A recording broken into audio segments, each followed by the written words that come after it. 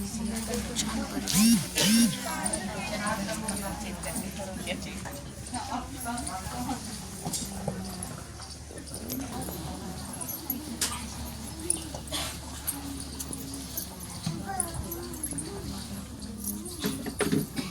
असं म्हणतात बाबा, संदेश मी तर गुरुवारी देतो त्यांना,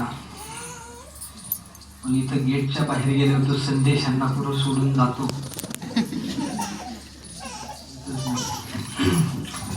पण संदेश देत राहणं हे माझं काम आहे.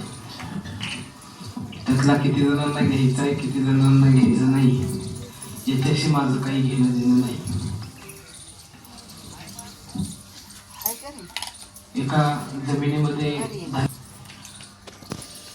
काही धान्य वरच्यावर रुजतं, ते जळून जातं. जे धान्य खोल थोडं त्या जमिनीच्या आत जातं, तेच धान्याला अंकुर फुटला जातो. अगदी तसं माझं प्रवचन हृदयाच्या एकाग्रतेपासून ऐकून ते रुजवायचं का फक्त कानात ठेवायचं, का हिथून जाताना हिथून सोडून जायचं, हे त्याचा वैयक्तिक मुद्दा आहे. पण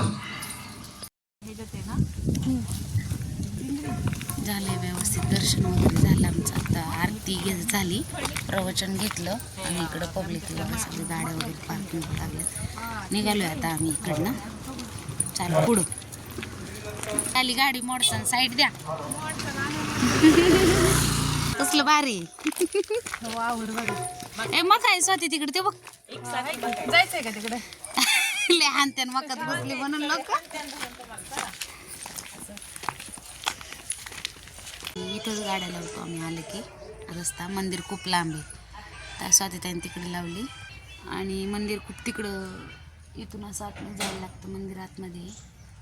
ते सेवेकरी मावशी राहतात, त्यांचं घर आहे, त्यामुळे इथंच गाड्या लावतो आम्ही, खाली जात नाही.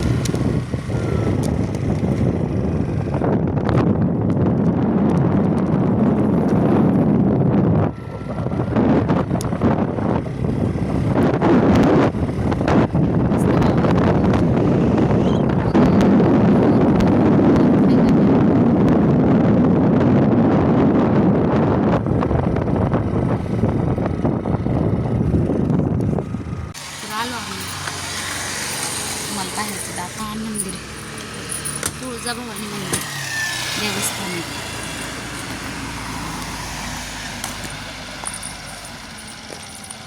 खूप छान मस्त आहे आणि निवांत दर्शन आहे. बाहेरून का असं आपण निवांत दर्शन आहे. खूप सुंदर, खूप सुंदर खरंच. आपण काढा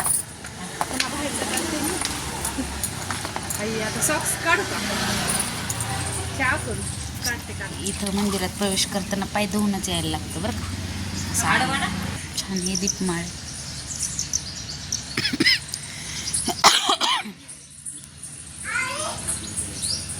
खूप सुंदर असं देवीचं ते होम, देवीचं इथं होम असतो.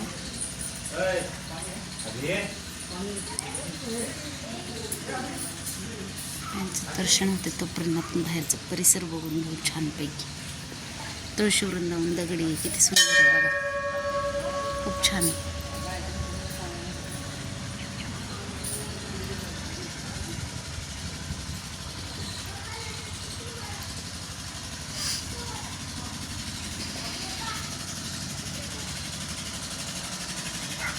हे मंदिराच्या पाठीमागचा भाग आहे. आणि विशेष म्हणजे इथं महाराज खूप ऐटीत उभा केलेले आहेत. खूप छान आहे.